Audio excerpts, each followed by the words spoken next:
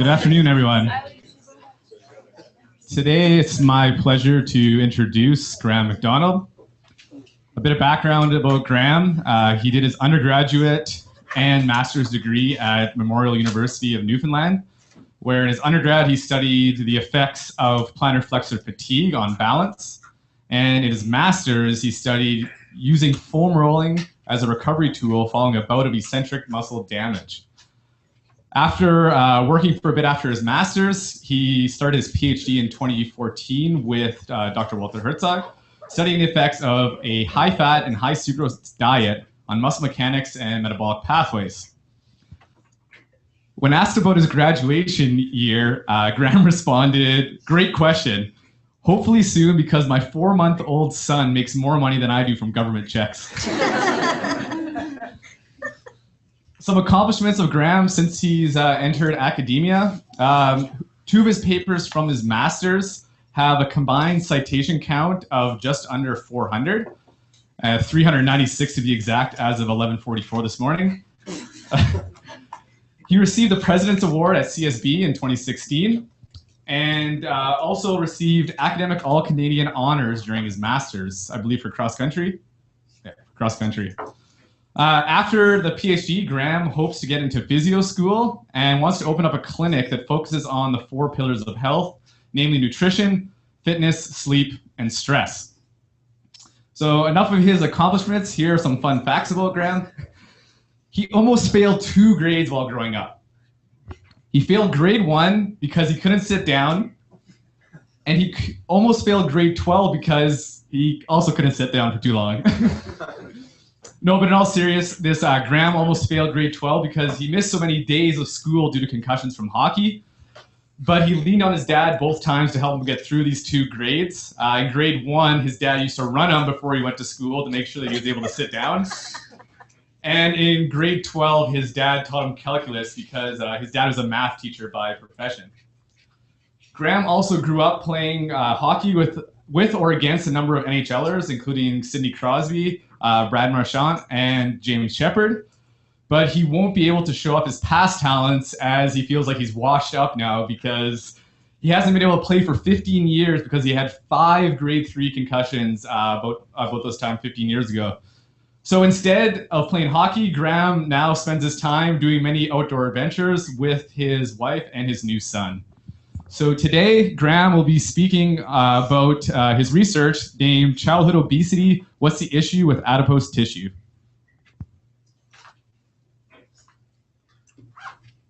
Perfect. All right, thanks, Mike, for the introduction. So today, like Mike said, I'm going to be talking about childhood obesity. And the big question that I had is, what's the issue with adipose tissue? Because it's the one tissue we probably all think about.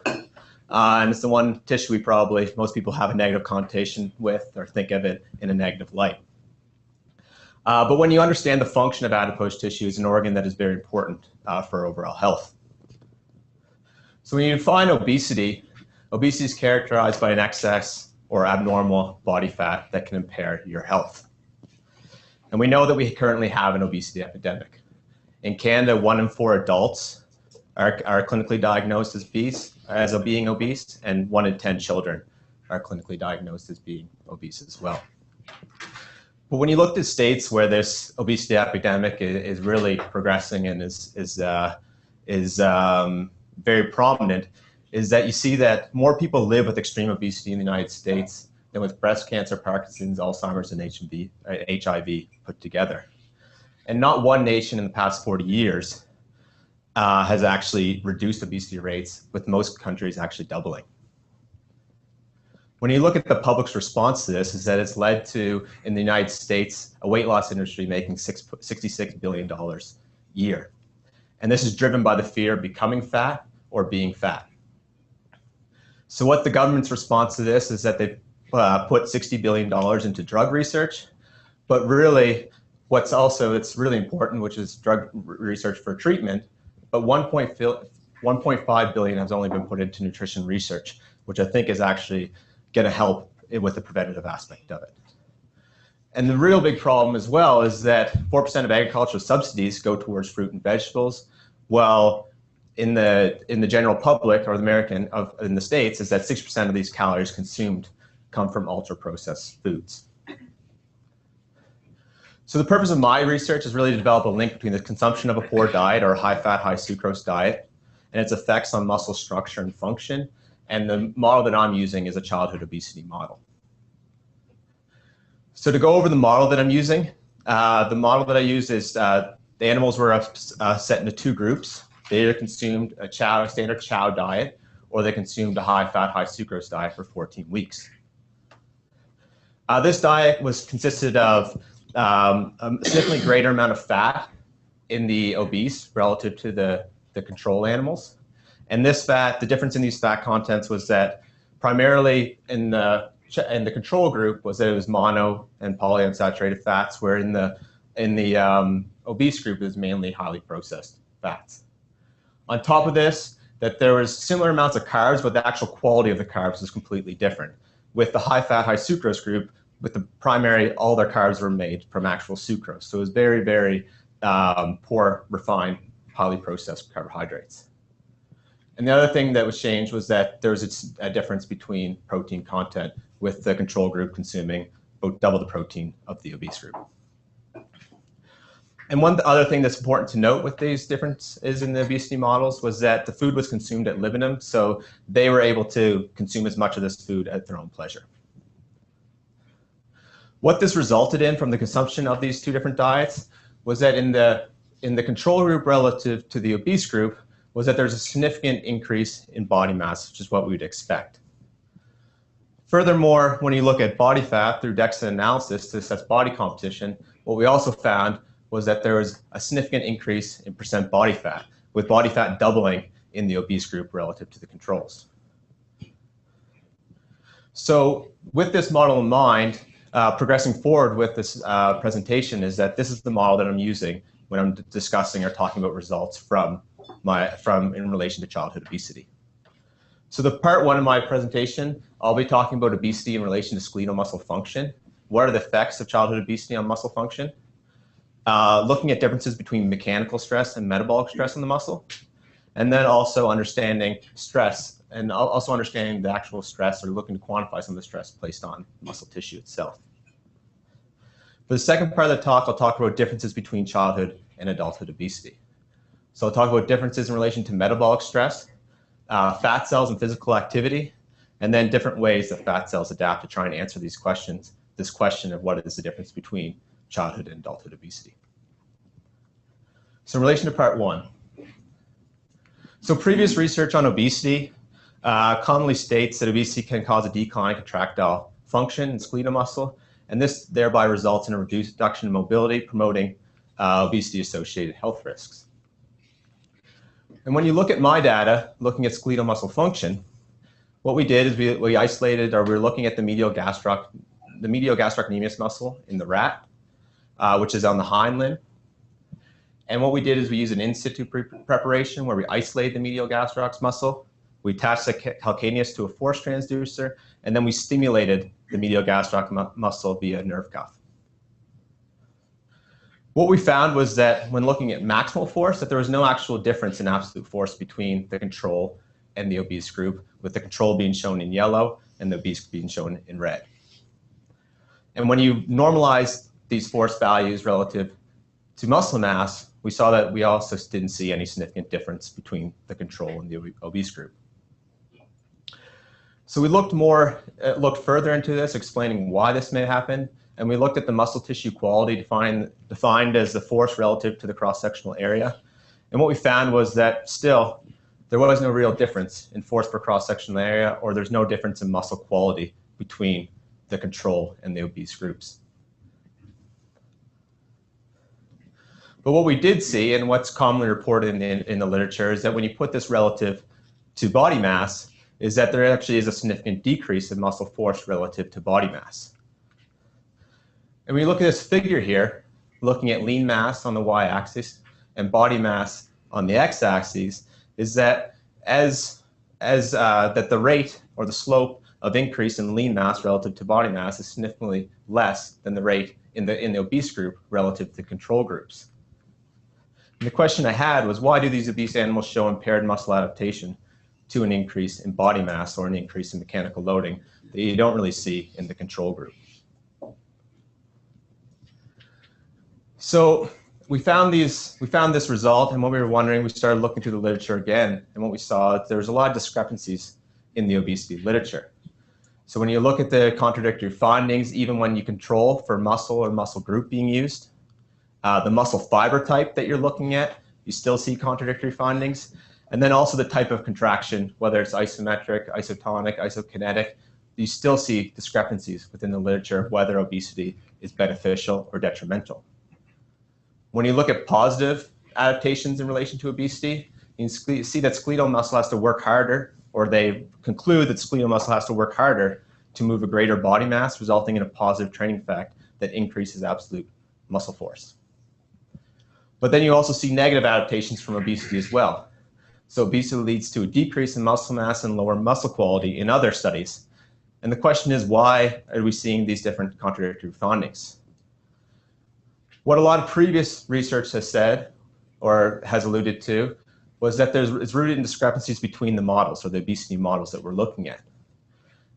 They said that there's differences between genetic models versus dietary models. There's difference between the dietary composition, whether it's a high-fat diet or a high-fat sucrose diet or a high-fat, high-sucrose diet. The duration at which the animals or the people are on a particular diet. And then the physical activity levels, and then the age of the population as well, all lead to discrepancies of whether obesity is going to be beneficial or detrimental to muscle function. So, but none of these studies have actually looked to quantify the metabolic load being placed on the muscle. It's always based on relation to mechanical loading. And the question I had was in regards to obesity and muscle adaptation, what is more important, the mechanical load or the metabolic load being placed on the muscle? So when we look at mechanical loading, we know that it's required for muscle hypertrophy. Strength training, the principle of progressive overload, is commonly cited in the literature, that you need to continue to progressively overload the muscle to increase hypertrophy or increase that mechanical stimulus. And that this is kind of what we're seeing with obesity as body mass progresses, but we're not really seeing that increase in muscle hypertrophy. And when you look at, if you take a healthy individual and you put a chronic load on them via a weight vest or another mechanism, that you see that there's an increase in muscle performance in these individuals. So is an increase in mechanical loading the issue when it comes to muscle and obesity? On the other hand, when you look at metabolic loading, you see that, which is the primary intervention when it comes to this obesity, is that we implement a nutritionary intervention that increases caloric intake, that increases the metabolic load placed in the body. And what you can see is that in certain studies that there's impaired protein synthesis they found in obesity models, there's decreases in myogenesis, and that there's also changes in inflammatory signaling that could help explain why, or impairments in muscle regeneration, or why it may not be adapting to the mechanical load.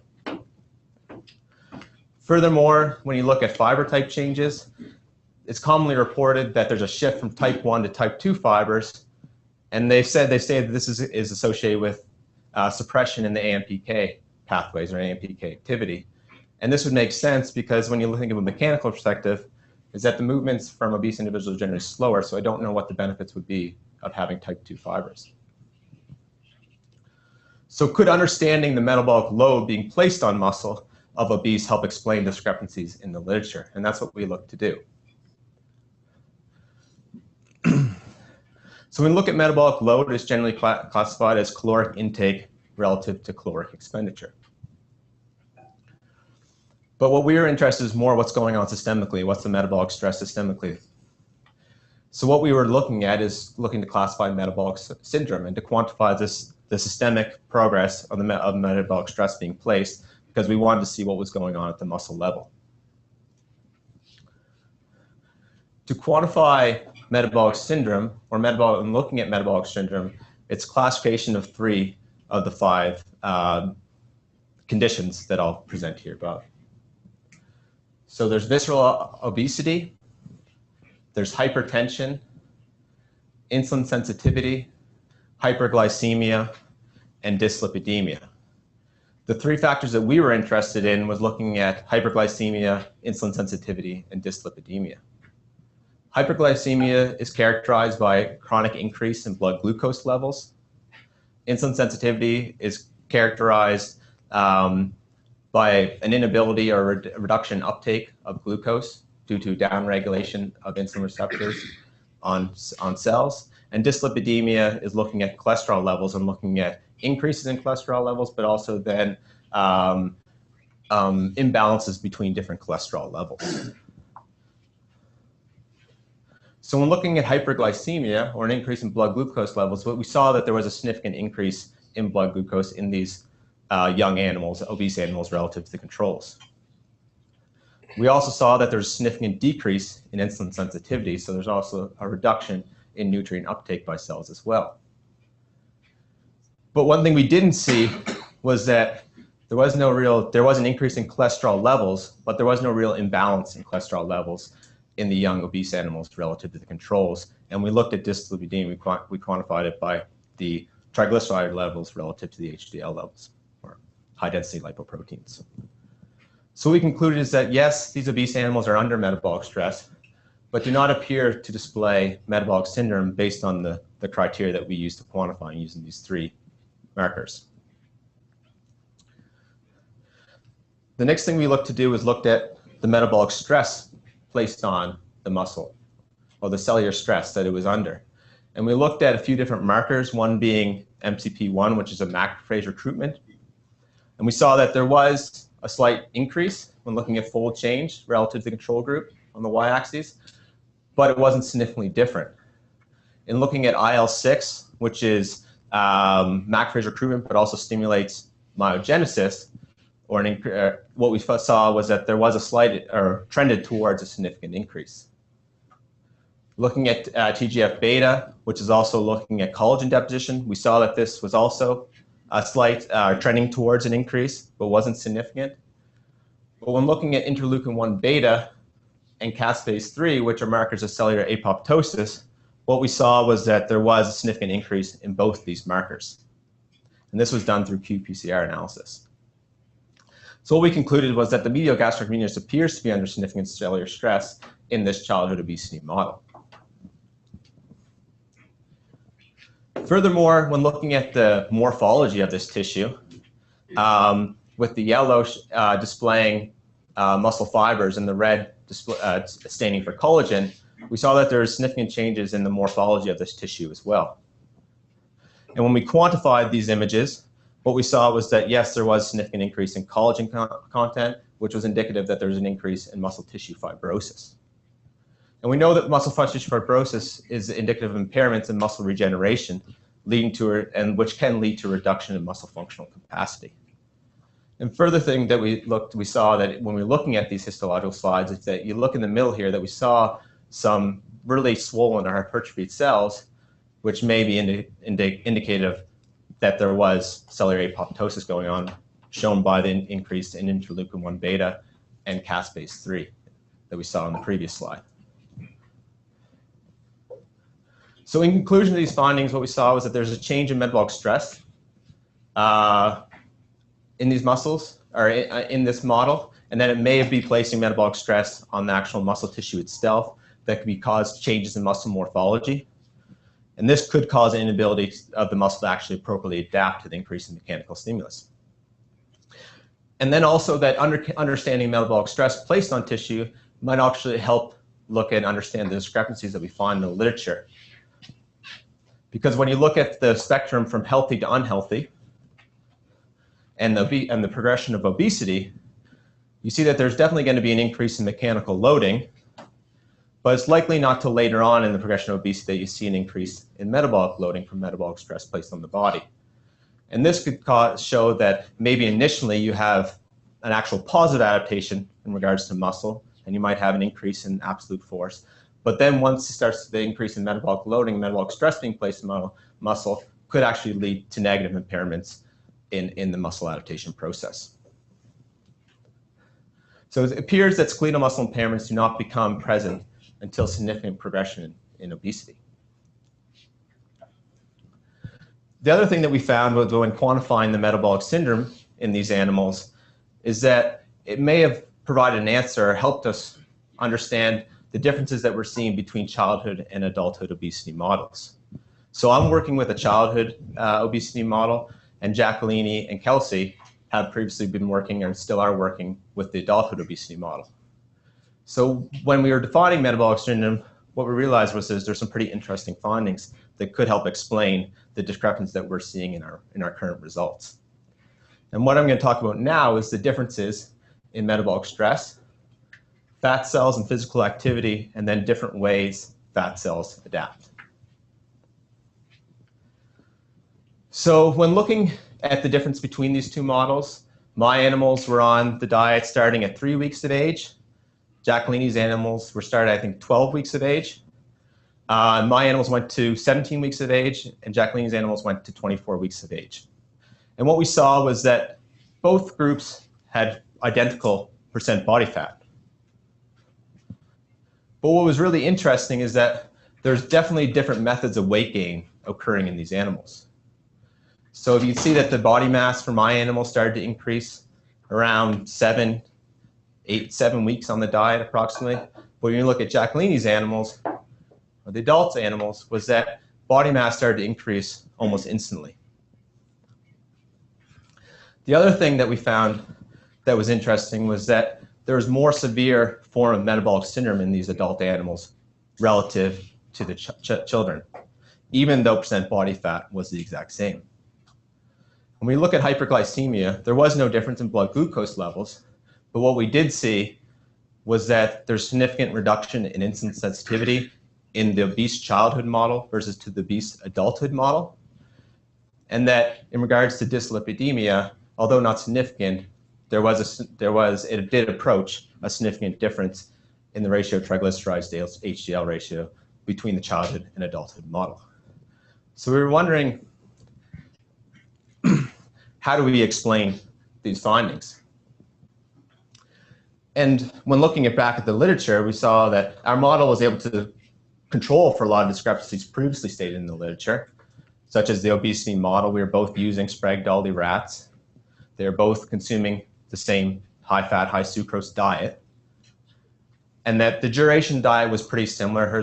Mine was 14 weeks, and Jacqueline's was 12 weeks. The only things that we didn't really control for were physical activity levels. And then obviously with the childhood versus the adulthood model, we were looking at different ages. So I decided to look into these things because we had the data. And if you look at activity levels, I've had this data for a while, is that physical activities seem to increase in the obese animals pre-puberty. And it's something that I never really understood why this was happening, but I think now I'm starting to develop a better understanding of it. So we see this increase in physical activities pre-puberty in the obese relative to the control animals. And then when you look at the literature, it's been stated that an increased activity may be stimulated by an increase in systemic leptin levels. And when you look at the leptin levels in these animals, we know that in the obese animals, there's a significant increase in leptin levels, which leptin is a hormone that's released by adipocytes that can stimulate such things as lipolysis. It communicates with the brain to signal satiety and other factors. So we knew that we had increased lipolysis in these animals, or increased leptin levels in these animals, and we knew that we had increased activity levels in these animals.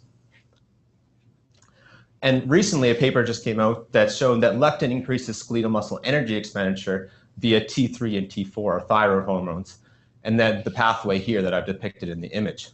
So adipose, the leptin is released from the adipose tissue. When adipose tissue stores are full, it signals satiety to the hypothalamus, but the hypothalamus can also stimulate the sympathetic nervous system that could stimulate the pituitary gland and thyroid gland, ultimately resulting in the release of T3 and T4, which can increase skeletal muscle metabolism.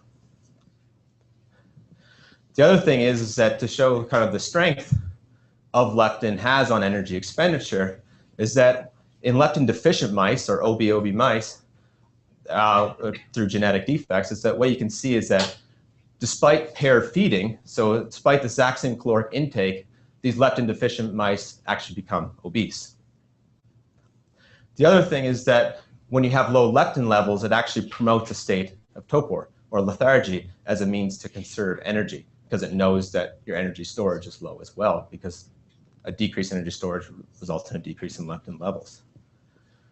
The other thing is that if you decrease your basal metabolic rate through caloric restriction, you can actually prevent that decrease through the administration of leptins. So there is a significant interaction between energy expenditure and increased leptin levels.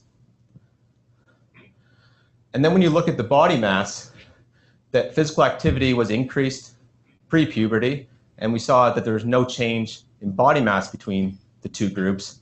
But post-puberty, we saw that that's when the body mass started to split between the control and the obese animals. But despite the split and the similar increase in percent body fat, there's differences in the presence of metabolic syndrome. So what we were wondering is there differences in how this adipose tissue is adapting? And through looking through the literature, the main distinguishing factor between childhood and adulthood obesity is an increase in hyperplasia, or an increase in the number of fat cells. So if you define hyperplasia an increase in fat cells or adipocyte numbers via the differentiation of stem cells into mature adipocytes, so we were wondering, how can an increase in a number of fat cells be a healthy thing?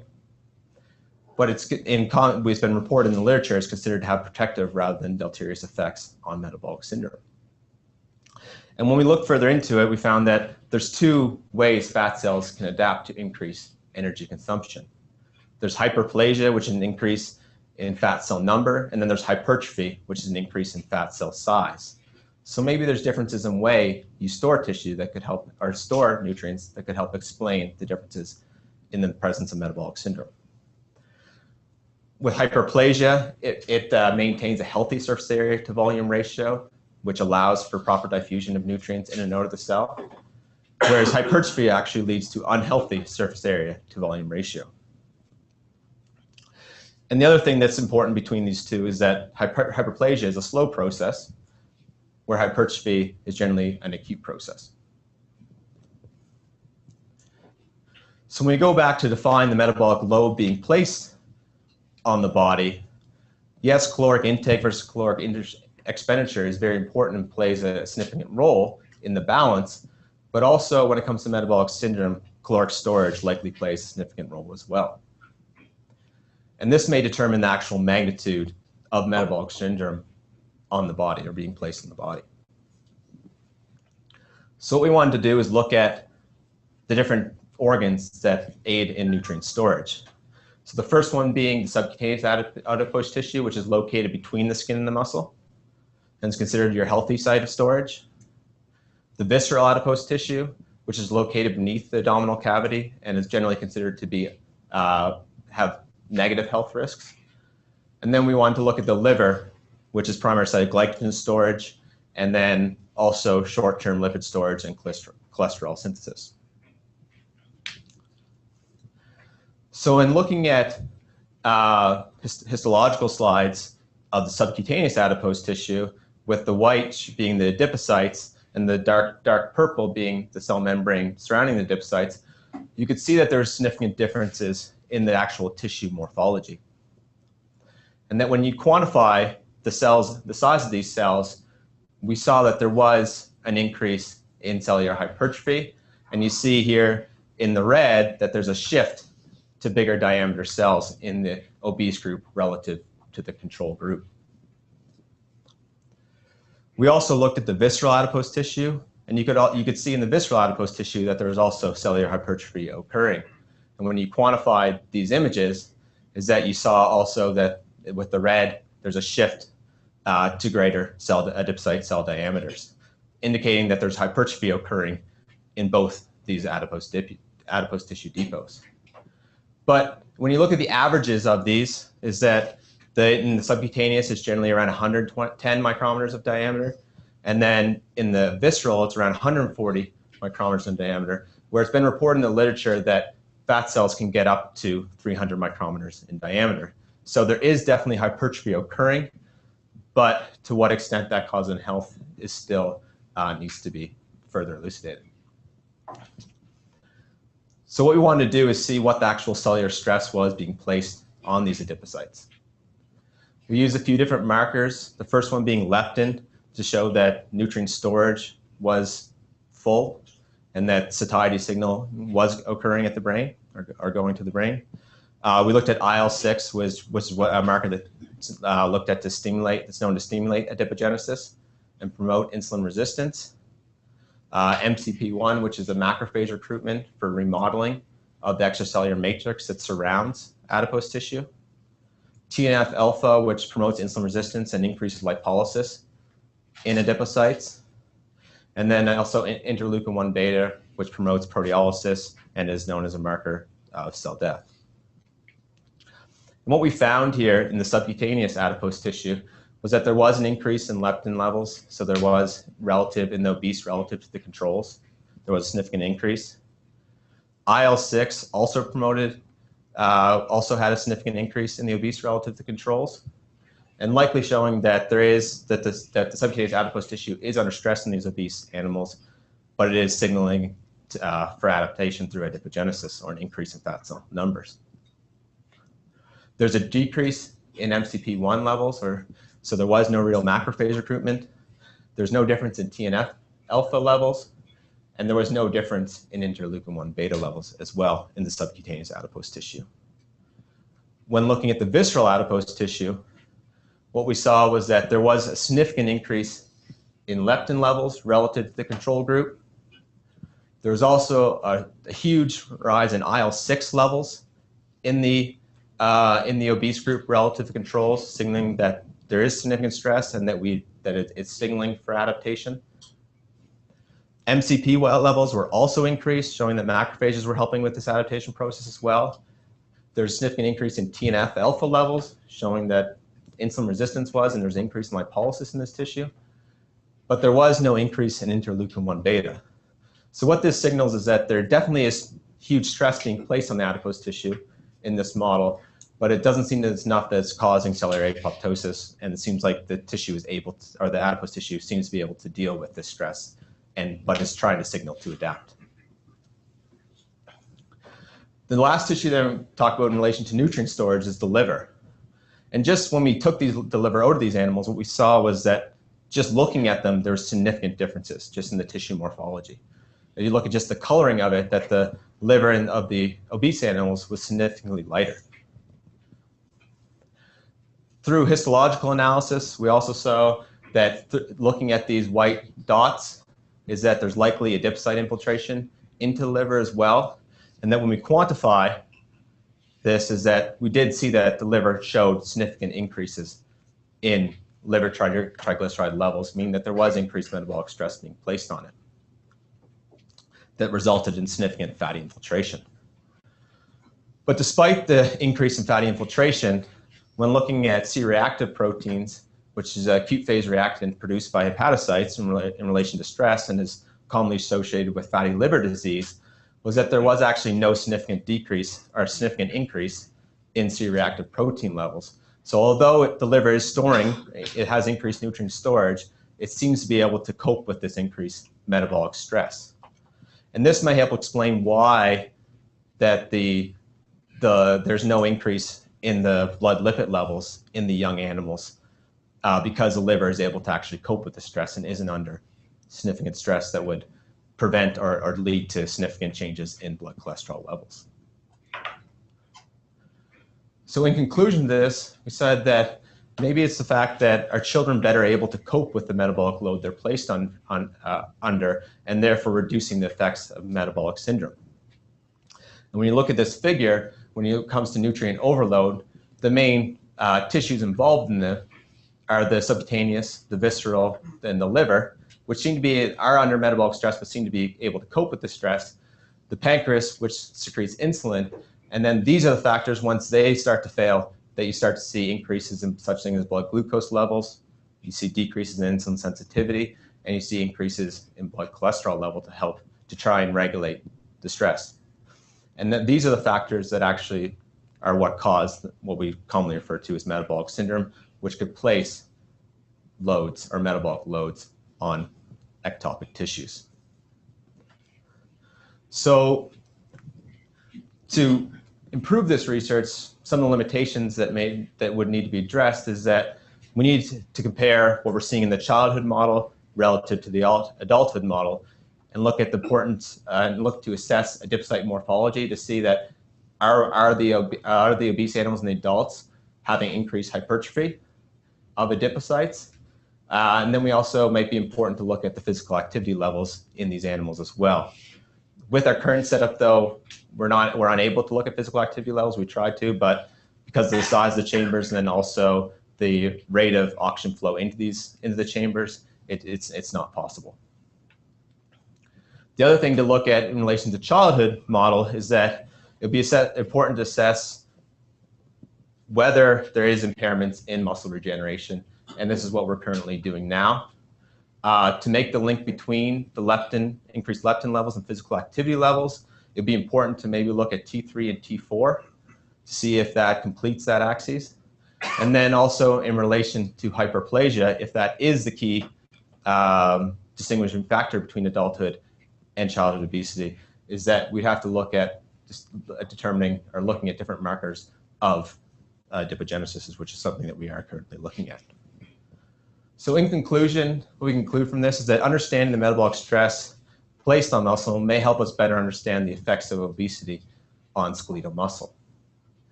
And that the leptin-stimulated increase in activity and the increased ability to undergo hyperplasia may also help explain differences between childhood and adulthood obesity.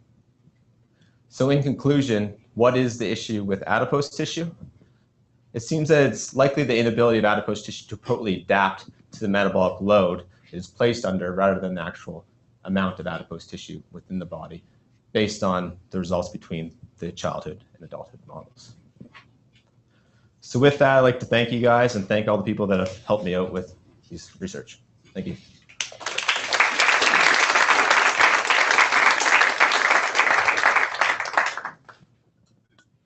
All right, any questions for Graham?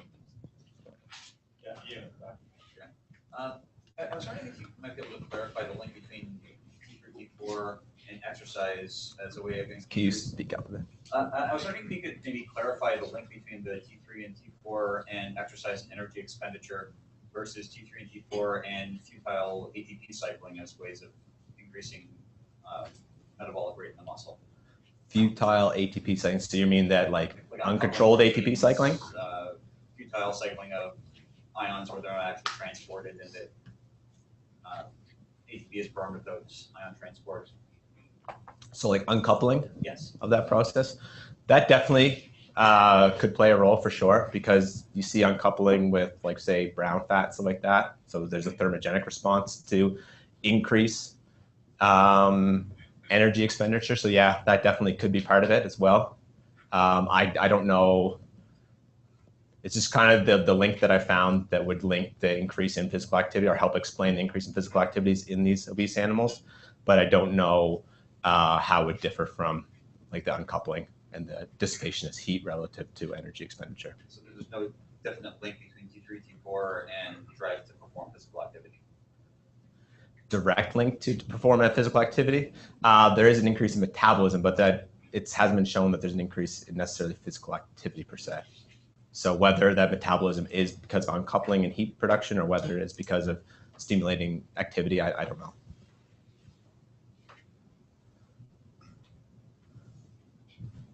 Yeah.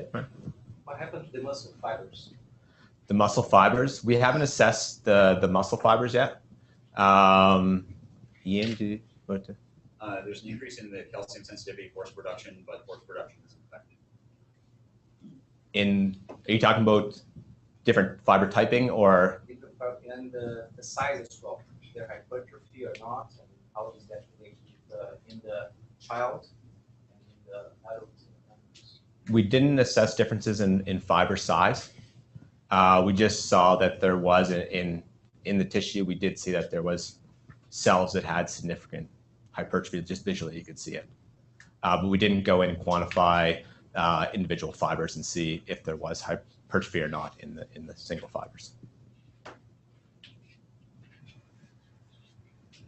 All right, I have a question, Graham. Yeah. In some of the muscle force testing, you did like the normalization on cross-sectional area. Yeah. And then later you showed that there was like higher collagen content in some of those tissues. Yeah. Did you take that percentage of collagen into consideration for the cross-sectional area, or have you looked at taking that into consideration? So the results I saw that I showed don't take collagen into account, but once you put collagen into the equation, the cross-sectional area is the exact same, the force is the exact same between the two. Okay. Yeah. Graham, why do the obese children only have greater activity levels before puberty? I don't know. I can't. Maybe there's increased leptin sensitivity, like increased leptin receptors in the hypothalamus. Might be a protective mechanism to regulate energy intake.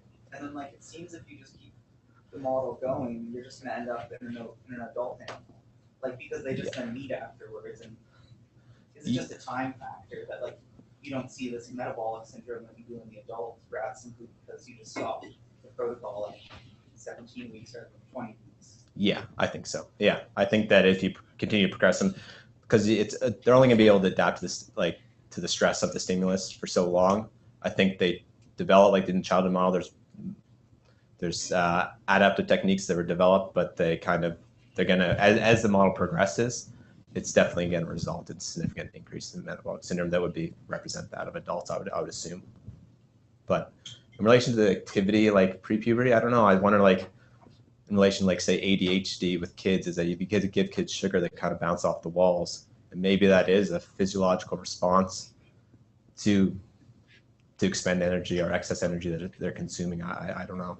So it seems then they're more like able to adapt to obesity than the adult models, where it's like a child becomes obese, it's likely that they can return to a normal state more easily than an adult can.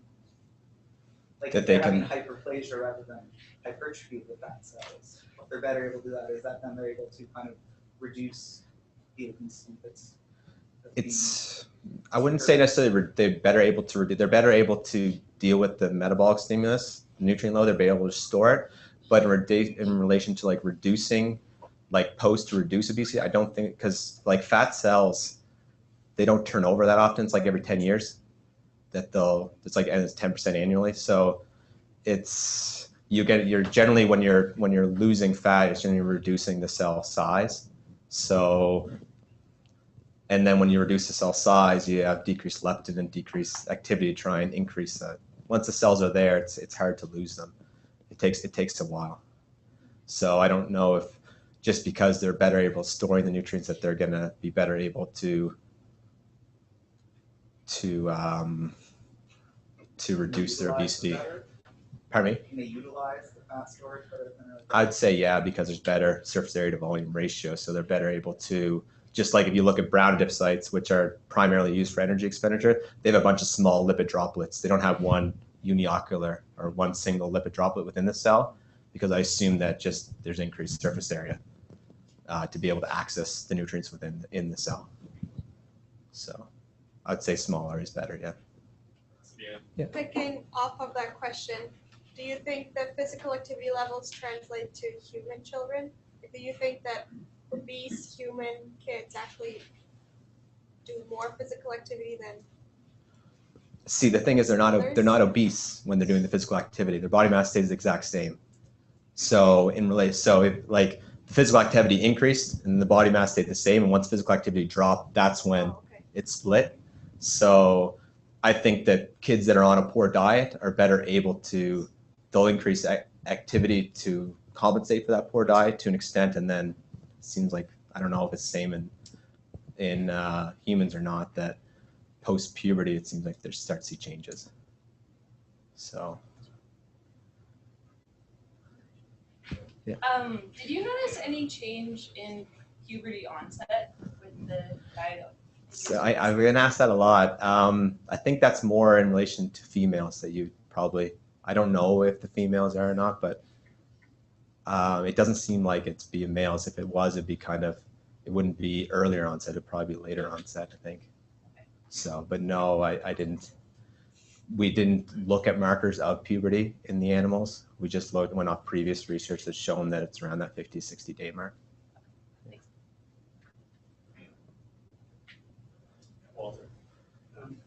You mentioned that increased obesity is associated with an increased mechanical load. Yeah. I was wondering how you quantify mechanical load. Just the increase in body mass being placed on the tissue. So as body mass increases, you assume that there'll be increased loading on the tissue. But let's say, heavier animals, heavier and per step would have more load. Yeah. But it only takes half as many steps per day. Yeah. Wouldn't potentially a cumulative loading be maybe not necessarily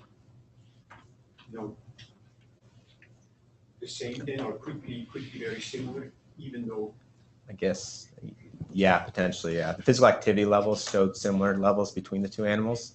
As body mass, like post-puberty, when body mass is increasing, but I guess I don't know how their gait cycle is now. The other thing that we saw, I remember that with Kelsey's animals, and maybe yours don't get big enough for that to see, but we wanted to measure ground reaction forces, and we couldn't because in the big animals, a lot of the body weight was actually taken up by the belly because they literally touched the, with their belly. Yeah. It was supporting the body weight, and so there was actually probably, in the very big animals, there was probably very little weight on the limbs, for example. Yeah, I don't think that was the case with my animals, but we didn't assess just based on like what I've done with the treadmill running and stuff like that. Just looking at the fur on their bellies, it's not worn or anything like that when they treadmill run. So I don't think that would be a factor, but I don't know. Ian, you still have a question? Yeah, it's kind of an extension on the link between hyperplasia and hypertrophy. Yeah. Have you ever looked into metabolic stress levels before and after liposuction? So no, I haven't. But like, if you think of liposuction, you're reducing subcutaneous visceral adipose tissue. So it's generally when you look at metabolic syndrome, it's once it progresses to the visceral adipose tissue because then all the nutrients start getting released in the portal vein, and that's what increases like pancreas release of insulin, puts increased stress on the liver. So if you're taking the subcutaneous adipose tissue out and you only have the visceral adipose tissue to work with, is that you're getting increasing nutrient flow into the liver and pancreas, which would likely increase metabolic syndrome. So I think liposuction wouldn't be a good idea. Yeah. So. Yeah. Well, Since we talk about fat, yeah. I can see how you can measure the size of the fat cells, but how do you actually quantify in a given animal whether or not cell number increased or not? I think that would be very arduous process. Their depots are huge and there's multiple depots. So we were looking at the inguinal fat for using our subcutaneous adipose tissue, and then we're looking at retroperitoneal fat for our like visceral adipose tissue, but there's a number of depots in both subcutaneous and visceral. So I don't know how you do that. So you just have to have a general measure of. Have people tried to do that in animal models also, where they try to carefully quantify how much fat cell number increased or not, or are you aware? Not that I know of. Like I know like there's markers of hyperplasia and stuff like that, so you can look and see if the method of adaptation that they're utilizing, but I don't know how you do that. And I don't know that whether it's been done or not previously. The other thing I was wondering, you said that your fat cells are between 110 and 140 microns. Yeah, and the obese, yeah. Average, yeah. That's an average, and that's from these sections, or? Yeah. Because you said that the maximum that has been measured is like 300 or 400 microns. 300, yeah. So I wonder how people did that, because when you take sections, let's say you assume the fat cell is approximately around. Yeah. Then very rarely. It's not going to be perfect, yeah. The cell in the middle, and so your average is probably quite a bit underestimating, and a mathematician in here will immediately be able to tell me that you take random sections of a ball, of a sphere, what your average diameter would be compared to the actual maximum diameter, because I would assume it's quite a bit bigger. Yeah, I remember, I think Scott was looking at that with potentially looking at that when we were looking at the Bodipity images, was trying to understand how that might be, how you control for that in relation to fat infiltration. If you wanted to know the maximum, I'm sure, and if you assume they're round, yeah, then that can be done theoretically. Yeah. But I think you probably dramatically, well, not dramatically, but quite a bit, you underestimate what the peak diameter might be by your random section. Yeah, no, I can see that for sure. Yeah. Why do you choose the medial gastroc as opposed to the soleus, which generally type 1 fibers store more fat? So generally they said that, yeah, that's correct, that they store more fat, but it's if you can store fat properly, I don't think that's unhealthy. And Kelsey's work showed that it doesn't seem like there's much changes in the soleus in relation to obesity, because slow twitch is chronically being used all the time. It's always stimulated, where with fast twitch, it seems like that's where you get predominant stress on the body, because they don't cope with the metabolic load to the same extent or as well. So in the soleus, like the slow twitch muscle, you don't really see a whole lot of adaptation. I guess that's strange because it plays such a large role in like supporting the lower leg during gait, during walking. In comparison to like it's producing way more force than yeah, but when you think about it, it's that if it's always turning over nutrients, as long as nutrients are being turned over, I don't think it's a problem, because you can maintain the health. So if it's always chronically being stimulated, it's always expending energy when the energy is coming in, where that might not be the case with the gastrocs. But from all the previous literature, it seems like it's always this, like slow twitch muscles don't seem to be nearly as effective as fast twitch. Yeah. Could you have a reduced mobility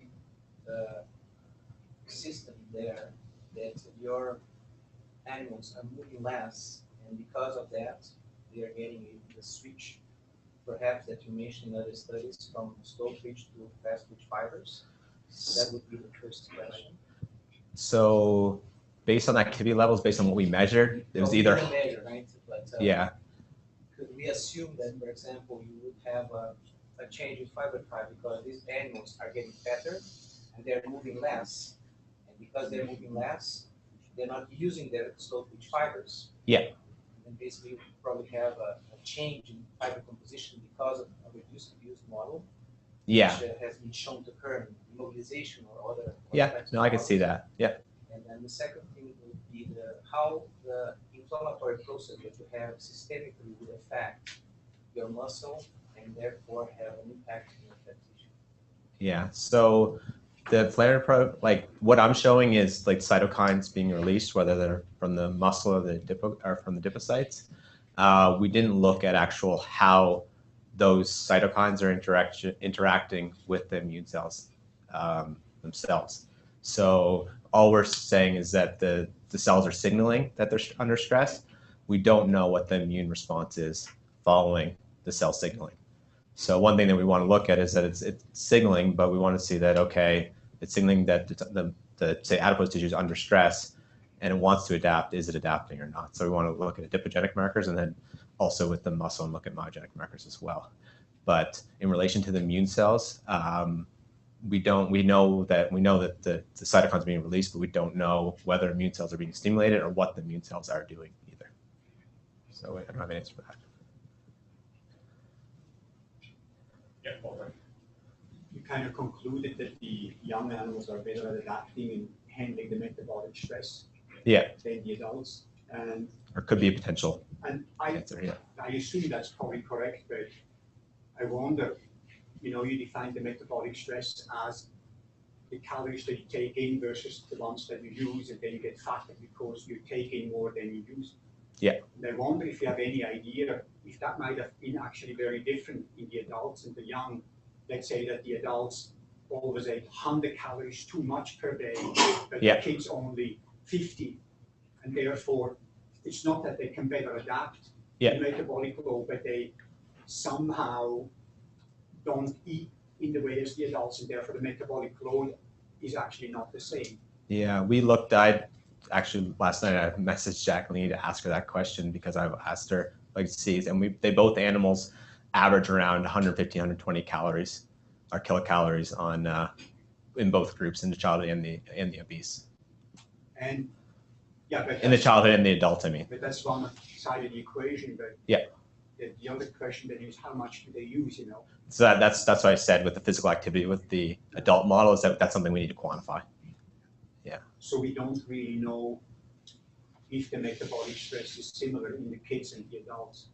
Well, we know the metabolic stress based on our markers of metabolic syndrome, like what's going to be affected, like say the joints and the muscle, based on what's in circulation. And that's. I realize that, but I wonder, I wonder if that's different because. Oh, it could be for sure. Yeah. That the kids have less of a surplus of calories per day than the adults. Yeah, very well. Yeah, it could. And that's what I think is going on initially, pre-puberty, post-puberty. I'm not sure, but we don't have the adulthood data to be able to conclude whether energy expenditure is increased in the adults or in the young relative to the adults. So at one point you put the kids into that metabolic chamber. Yeah. Say again? At one point you put the kids there for 24 hours in the metabolic chamber. So at that time point at least, you roughly know what their expenditure was per day, wouldn't you? Or yeah, so I put them in each week. So we put them in weekly for over the extent of their growth. And we know that energy expenditure is increased in relation to the increase in activity. And then once activity decreases, there's no change in energy expenditure. So but there you could calculate how many calories on average they ate and how many they used. And you can see what the differential is.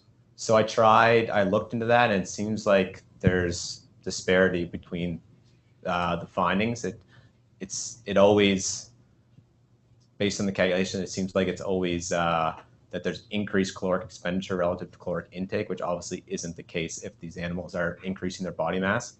So I need to kind of figure out what's going on with that.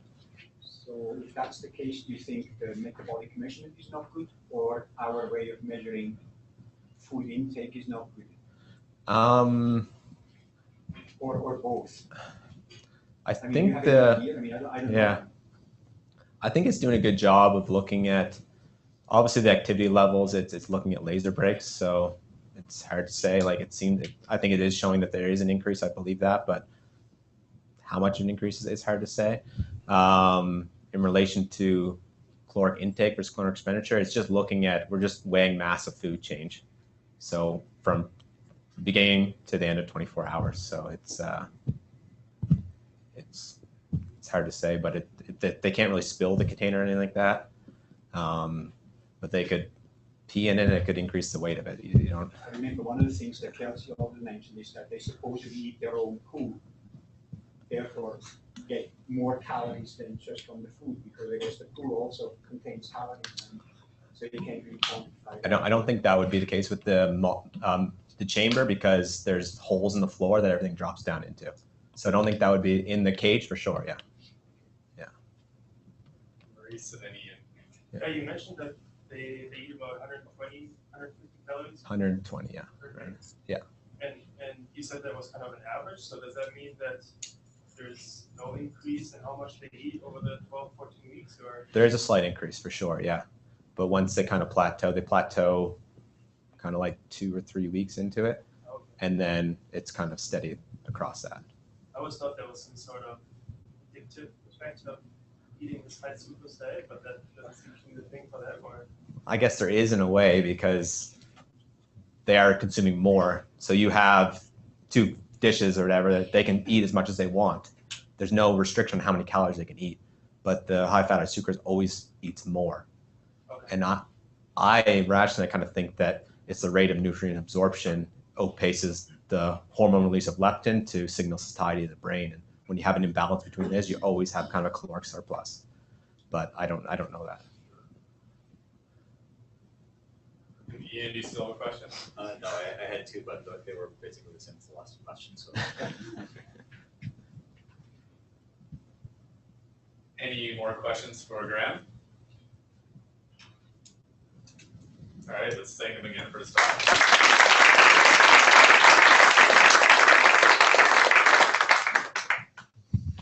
Right, next week we'll have Ifaz Hader present on subject-specific finite element modeling and its utility in the study of human musculoskeletal health.